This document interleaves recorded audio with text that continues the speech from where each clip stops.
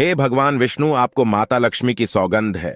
अगर आज अक्षय तृतीया की इस वीडियो को जो भी सच्चे दिल से लाइक करें, उसकी तमाम गरीबी, रोग दोष, परेशानी, कष्ट, कुंडली दोष, राहु दोष, पितृदोष, मंगल दोष, शनि दोष सब दूर कर देना।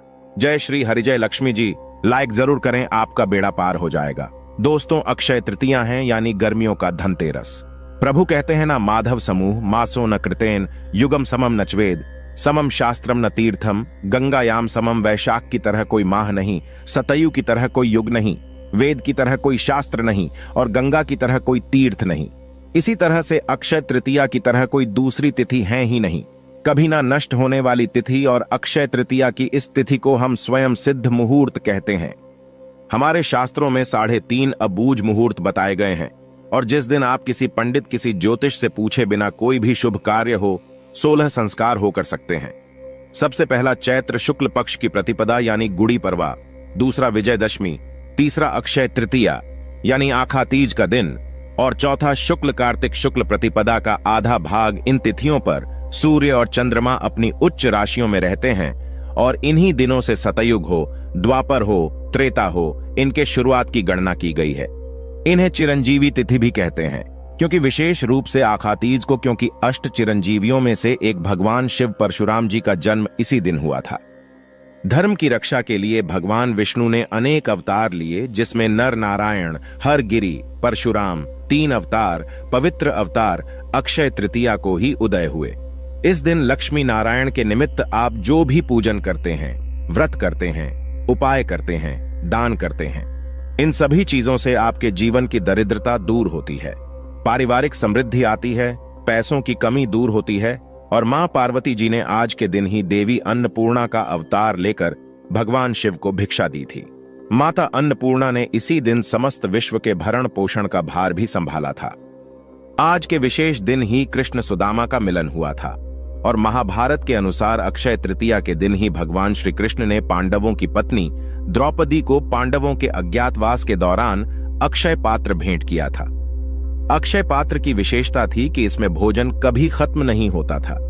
जितनी मात्रा में जितना भोजन चाहिए प्राप्त होता था, चमत्कारिक ढंग से।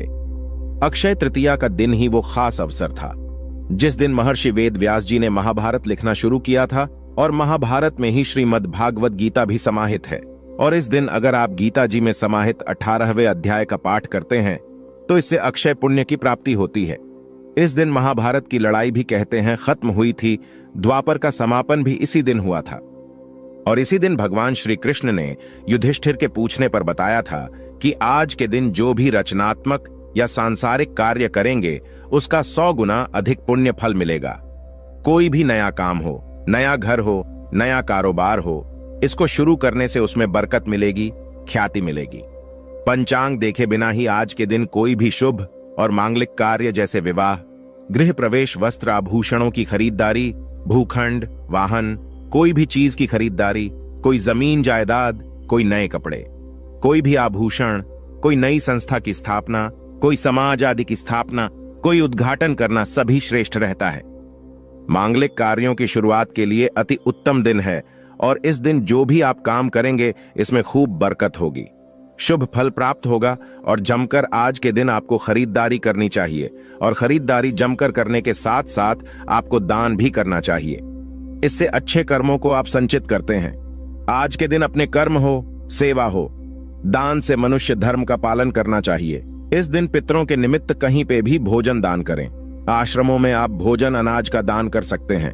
आप कहीं गरीबों के आश्रम जा सकते हैं, अंधों के आश्रम जा सकते हैं, वहां भोजन करा सकते हैं। तर्पण कराइए, अपने पितृ के निमित्त पिंड दान कराइए, इससे अक्षय फल प्राप्त होते हैं। आज के दिन गंगा स्नान या कोई भी तीर्थों में स्नान भी करना चाहिए। इससे जो भी आप पाप करते हैं वो समस्त पाप आपके नष्ट हो जाते हैं। दोस्तों, इस दिन जौ का दान करना चाहिए। एक मुट्ठी जौ कम से कम आप दान कीजिए।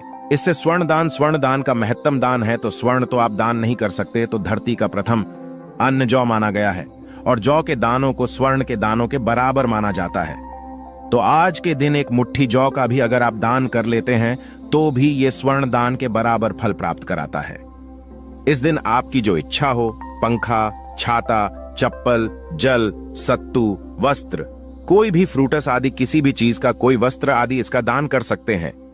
भूमि दान का भी श्रेष्ठ महात्म्य होता है, लेकिन भूमि हर किसी के बस की नहीं होती है।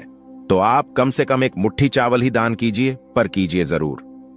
दोस्तों, इस दिन शिव, पार्वती, नर नारायण इनकी पूजा का विधान है और अक्षय तृतीया के दिन ही चारों धामों में से एक श्री बद्री नारायण के पट खुलते हैं। और आपको बता दूं, वृंदावन में जो बांके बिहारी जी का मंदिर है, उस दिन सिर्फ आज के दिन ही आपको श्री विग्रह के चरणों के दर्शन होते हैं, नहीं तो पूरे साल वो कपड़े से ढके हुए रहते हैं। तो अद्भुत तिथि है, अंतहीन इसकी महात्म्य है। बताने जाऊं तो शायद पूरी वीडियो इसमें निकल जाएगी, तो खास जान जाए कि मैजिकल तिथि है और इसका फायदा आपको उठाना है। इससे पहले किस किस ने उठाया और इसका क्या महात्म्य है, तो छोटी सी कथा बताती हूं। प्राचीन काल में एक सदाचारी और देव ब्राह्मणों में श्रद्धा रखने वाला एक धर्मदास नाम का एक वैश्य हुआ करता था। उसका परिवार बहुत बड़ा था और वह सदैव व्याकुल रहता था।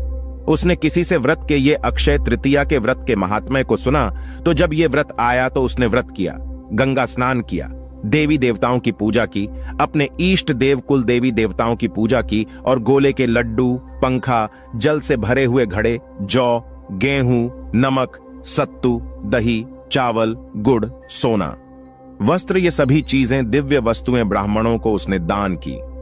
उसकी स्त्री को यह बात बिल्कुल अच्छी नहीं लगी और वो बार बार मना करने लगी। कुटुंबजनों से चिंतित रहने और बुढ़ापे के कारण अनेक रोगों से पीड़ित होने पर भी वो उसके बाद से हमेशा अक्षय तृतीया पर दान करता रहा। कभी भी अपने धर्म, कर्म और दान पुण्य से विमुख नहीं हुआ और यही वैश्य फिर दूसरे जन्म में कुशावती का राजा बना। अपने अक्षय तृतीया के जो दान का प्रभाव था, उसकी वजह से वो बहुत धनी और प्रतापी बना और वैभव संपन्न होने पर भी उसकी बुद्धि कभी धर्म से विचलित नहीं हुई। और इसलिए ये भी माना जाता है कि आज के दिन जो भी मनुष्य दान करता है वो पुण्य को प्राप्त करता है और उसका अगला जन्म बहुत ही पुण्यमयी होता है।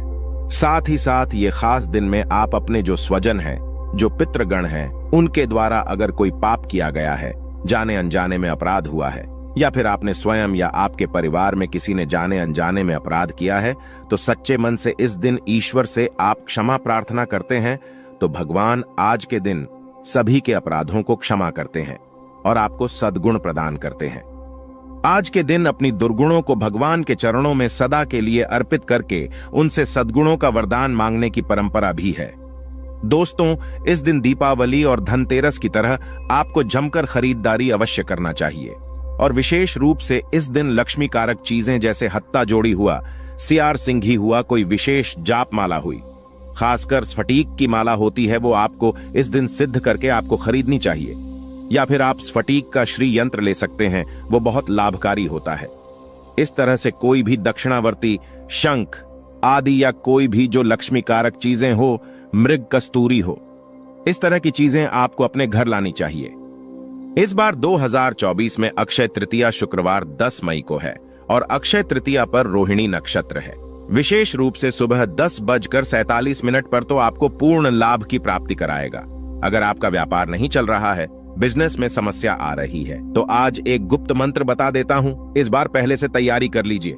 धनतेरस की भांति आपको शॉपिंग तो करनी ही है, अक्षय तृतीया पर क्या खरीदना है मैं बाद में बताऊंगा। और यदि आप बरकत चाहते हैं और आपके पास ऑलरेडी कोई अभिमंत्रित चीज है घर में, तो या तो उस पे आपको ये उपाय करना है, या फिर आपको खरीदकर अभिमंत्रित कोई भी चीज हो, जैसे कि कोई लक्ष्मी कारक चीज हो, हत्ता जोड़ी हो, सियार सिंघी हो, विशेष रूप से पीली लक्ष्मी कौड़िया जो होती है, वो अगर हो तो आपको प्राप्त कर लेनी है। इससे आपके धन आगमन का मार्ग प्रशस्त होता है। और पीली लक्ष्मी कौड़िया जब आपको प्राप्त हो जाए, ध्यान रखें, पीली लक्ष्मी कौड़िया ऐसे कहीं से भी उठा के नहीं लानी है, सिद्ध ज्योतिष के द्वारा ही आपको प्राप्त करनी चाहिए। 1.25 लाख जाप सिद्धि की हुई हो, इस बात का ध्यान रखिए। और अगर आपके पास ऑलरेडी है तो पहले इसे शुद्ध गंगा जल से धो लीजिए, शुद्ध जल से धो लीजिए, पंचामृत से धो सकते हैं, कच्चे दूध से धो सकते हैं। और घर के ईशान कोण में आप आराम से एक लाल आसन लेकर के बैठ जाइए, या अगर ईशान कोण में जगह नहीं है तो पूरब की ओर मुख करके कहीं भी साफ और स्वच्छ स्थान का चयन करें। एक चौकी या पीढ़ा रख लीजिए और उस पर बस एक छोटा सा दीपक लगा लीजिए। घी, तेल जो आपकी इच्छा हो, और पीली लक्ष्मी कौड़ी अगर आपके पास है तो वो, और अगर पीली लक्ष्मी कौड़िया नहीं है तो आप हत्ता जोड़ी, सियार सिंघी या दक्षिणावर्ती शंख या स्फटिक का श्री यंत्र जो भी आपके पास है उसको आप लाल चावलों के आसन पर आप विराजित कर दीजिए, या कोई स्टील की कटोरी में या कोई चांदी की कटोरी में रख लीजिए। अब लाल आसन पर आप बैठ जाइए। अगर आपको कोई प्रॉब्लम है नीचे जमीन पर बैठने में, तो आप ऊपर किसी सोफे आदि पे बैठ के या टेबल पे बैठ करके भी इस उपाय को कर सकते हैं। हाथ धो करके दीपक जला लीजिए, फिर से हाथ धो लीजिए और फिर ओम गण गणपते नमः, ओम गण गणपते नमः, ओम श्री गुरुवे नमः। अपने गुरु का ध्यान करते हुए आप गणेश जी का ध्यान करते हुए हाथ जोड़कर महालक्ष्मी से प्रार्थना करें। हे मां लक्ष्मी शरण, हम तुम्हारी पूर्ण करो माता कामना, हमारी धन की अधिष्ठात्री, जीवन सुखदात्री, सुनो सुनो अम्बे। मेरे गुरु की पुकार, शंभु की पुकार, मां कामाख्या की पुकार, तुम्हें विष्णु की आन अब मत करो। मान आशा लगाकर हम देते हैं दीप दान, और इस प्रकार से प्रार्थना करके दीपक जला के और फिर जो 11 की 11 लक्ष्मी कौड़ियां हैं उनको आप दूध की एक कटोरी में रख दीजिए। अब आप दूध की कटोरी में रखने के बाद अब एक एक करके आपको उसमें से पीली कौड़ी उठानी है। एक पीली कौड़ी हाथ में लीजिए, अंगूठे और तर्जनी से उसको दबाना है और कुछ खास शब्द आगे बता रही हूं, वो बोलना है। ध्यान रखें, कौड़िया अभिमंत्रित हो तो ही ये उपाय करेगा। अगर आपके पास नहीं है अभिमंत्रित कौड़िया, तो आप हत्ता जोड़ी से भी ये उपाय कर सकते हैं, या सियार सिंघी से कर सकते हैं, या श्रीयंत्र से कर सकते हैं। लेकिन ध्यान रखें, उसको अंगूठे और तर्जनी जो फर्स्ट फिंगर होती है आपकी, इसके बीच में ही पकड़ना है। और जो हथा जोड़ी सियार सिंघी रहेंगी उसका दूध का स्नान नहीं हो सकता, तो ड्राई ही पकड़ना है। आपको 33 बार टोटल इस मंत्र को बोलना है। कैसे बोलना है? जैसे आपने 11 पीली कौड़ियां है तो प्रत्येक कौड़ी पर 3-3 बार इस मंत्र को आप बोलेंगे। अगर हत्ता जोड़ी है तो हत्ता जोड़ी को हाथ में लेंगे, या सियार सिंघी है तो हाथ में लेंगे, अंगूठे और तर्जनी से पकड़ेंगे, 3 बार मंत्र को बोलेंगे, फिर उसको रख देंगे, फिर एक चुटकी सिंदूर चढ़ाएंगे, फिर उसको उठाएंगे, फिर 3 बार मंत्र बोलेंगे। इस प्रकार से आपको करना है। सिंदूर जो होगा वो ऑरेंज वाला, जो हनुमान जी का सिंदूर है वो चलेगा, आप वो डाल सकते हैं। कौन सा बोलना है मंत्र? ओम श्री शुक्ले महाशुक्ले कमल दल निवासे श्री महालक्ष्मी नमो नम। लक्ष्मी माई सबकी सवाई आओ, चेतो करो भलाई ना करो तो 7 समुद्र की दुहाई, रिद्धिनाथ देवो 9 नाथ 84 सिद्धों की दुहाई। इस प्रकार से आपको मंत्र बोलना है। अगर नहीं बोल सकते तो ओम श्रीम रिम श्रीम कमले कमलाले प्रसिद्ध प्रसिद्ध शिम शिम ओम महालक्ष्मी नम, इस मंत्र को बोल सकते हैं। ये भी नहीं बोल सकते तो ओम महालक्ष्मी नमः, ये भी नहीं बोल सकते तो जय मां लक्ष्मी, जय मां लक्ष्मी, जय मां लक्ष्मी बोले। इस तरह से जाप करके जब सारी पीली लक्ष्मी कौड़ियां हो जाए तो फिर धो लीजिए उसको, और दूध जो है उसको बचा कर रख लीजिए। उसको घर के चारों कोनों में आपको छिड़काव करना है। घर का जो सेंटर है, ब्रह्म स्थान जिसको कहते हैं, वहां छिड़काव करना है। घर के मुख्य द्वार के दोनों साइड छिड़काव करना है, और घर में जितने मेंबर है सभी की आंखों में थोड़ा थोड़ा वो दूध आपको लगा देना है। दोस्तों, आप देखेंगे घर का कोई भी ऐसा कोना हो जहां पर नकारात्मक ऊर्जा आपको जाने से आती हो या आपको डर लगता है, वहां पर आप इस उपाय को कीजिए। आप देखिए कैसे आपके जीवन की सारी नकारात्मक ऊर्जाओं को यह खत्म कर देता है। बाकी जो अगर दूध बच गया तो उसको तुलसी के पौधे में आप डाल सकते हैं। नाली में ना बहाए, किसी कच्ची मिट्टी में डाल दीजिए। जो कौड़ियां है अब उसे शुद्ध जल से धो करके आपको सुखा लेना है, और इसमें 7 चुटकी हल्दी डालनी है, 2 लौंग, 1 इलायची, 1 कपूर की टिक्की, और वापस किसी पीले कपड़े में रेशमी वस्त्र में बांध करके या फिर किसी चांदी की कटोरी या स्टील की कटोरी में रखकर आप तिजोरी में स्थापित कर सकते हैं, या माता लक्ष्मी के सामने रख सकते हैं। और जो मंत्र मैंने आपको बताया है, ओम श्री शुक्ले महाशुक्ले कमल दल निवासी श्री महालक्ष्मी नमो नमः, लक्ष्मी माई सबकी सवाई आओ, चेतो करो भलाई ना करो तो 7 समुद्र की दुआई, रिद्धिनाथ देवो 9 नाथ 84 सिद्धों की दुहाई। इस मंत्र को बोल करके आप वापस से इसको प्रत्येक दिन कम से कम 27 दिन कर लीजिए। देखिए दोस्तों, कैसा कमाल आपकी जिंदगी में होता है। अगर आपने हत्ता जोड़ी या सियार सिंघी या श्री यंत्र आदि पे सिद्ध की है तो उसको लाल सूती कपड़े में, लाल रंग का कॉटन कपड़ा होना चाहिए जिसमें से हवा पास कर सके, या फिर चांदी की डब्बी या स्टील की कटोरी में आप हत्ता जोड़ी या सियार सिंघी रख सकते हैं। जो श्री यंत्र है उसको लाल चावलों के ढेर में रख करके, या उसको आप किसी कपड़े में बांध के, या ऐसे ही खुले किसी चांदी के प्लेट में स्थापित करके आप उसमें 2 लौंग, 1 इलायची, 1 कपूर की टिक्की स्थापित करके रख लीजिए। दोस्तों, ऐसा कमाल का प्राचीन उपाय है जिसका उद्देश्य मानव जीवन में धन, समृद्धि, लक्ष्मी कृपा, आर्थिक वृद्धि को प्राप्त कराना है। आपका व्यापार हो, आपके बच्चे हो, आपका घर हो, सभी की नकारात्मक ऊर्जाएं कम करके जो भी नजर दोष है उससे बचाना है। किसी प्रकार की आकस्मिक दुर्घटनाएं होने वाली हो, एक्सीडेंट होना, चोट लगना, रोग लगना, भय लगना, सभी का नाश हो जाता है। और अगर आपके पास कोई सिद्ध वस्तु नहीं है तो आप क्या करेंगे? थोड़े से हर बार जैसे बताती हूं, धनिये के बीज ले लीजिए, बस 2 रुपए के, और इस मंत्र का जाप कीजिए। फिर इसको किसी भी गमले में उगा लीजिए। जैसे जैसे ये बीज धनिये के आपके पत्तियों में कन्वर्ट होंगे, वैसे वैसे आपके धन की समस्या के रास्ते खुलने लगेंगे। और अगर आपको आज के समय में, जब हर व्यक्ति धनवान बनना चाहता है, मां लक्ष्मी का आशीर्वाद पाना चाहता है, तो एक और बहुत छोटा सा, क्योंकि अक्षय तृतीया सबके लिए एक ही उपाय करना बस का नहीं है, तो दूसरा उपाय एक और बता देता हूं। आपके पास अगर कांच मनी यानी कि बिल्लोर, जिसे हम बर्फ के मोती कहते हैं या स्फटिक कहते हैं, इसकी अगर शुद्ध स्फटिक की अभिमंत्रित माला हो, 1.25 लाख जब से सिद्ध की हुई, तो आपको अक्षय तृतीया के दिन इस बार लक्ष्मी मां के सामने बैठ के उस माला से, या फिर कमल गट्टे की अभिमंत्रित माला हो तो उससे, या काले हकीक की माला हो आपके पास, उससे आपको पद्मासन या सुख आसन में बैठ करके क्या करना है? माला को ले लीजिए। अभिमंत्रित माला हो तब ये काम करती है, और रियल माला हो, नकली कांच की माला लेकर के अपने घर में राहु दोष और नहीं बढ़ाना है। आपको कांच की माला को आप रियल माला समझ करके इस्तेमाल करके उससे जाप करेंगे।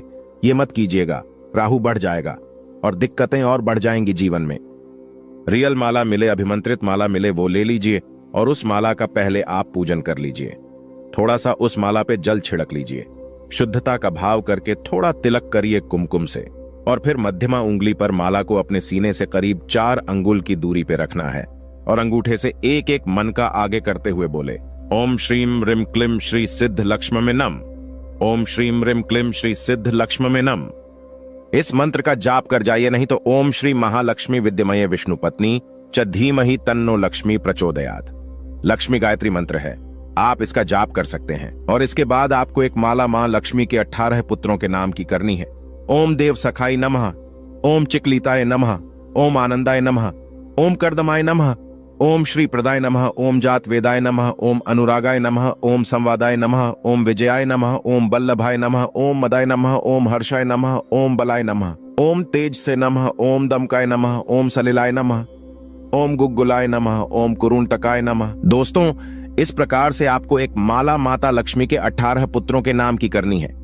आप चाहे तो सिद्धि कुंजिका स्त्रोत हुआ, लक्ष्मी सूक्त हुआ, इनका पाठ भी कर सकते हो। और अगर सिद्ध स्फटिक की माला नहीं है तो काले हकीक से आप कर सकते हैं। जब भी आपको अगर इसके बाद जीवन में कभी भी कोई घाटा हो जाए, कोई दिक्कत हो जाए, फाइनेंस की प्रॉब्लम हो जाए, कोई जॉब चली जाए, कोई बीमारी के चलते आपका बैंक बैलेंस खत्म हो जाए, तो ऐसी स्थिति में मां लक्ष्मी की अगर आप इस प्रकार से मंत्र सिद्ध कर लेते हैं, 18 पुत्रों के नाम, तो आप बाद में भी उस अभिमंत्रित माला से एक बार भी जाप करेंगे तो आपके काम तुरंत बनने लगेंगे। दोस्तों, ये मंत्र अगर अभिमंत्रित माला से जाप किया जाए तो सिर्फ लक्ष्मी मां को अट्रैक्ट नहीं करते, बल्कि भगवान विष्णु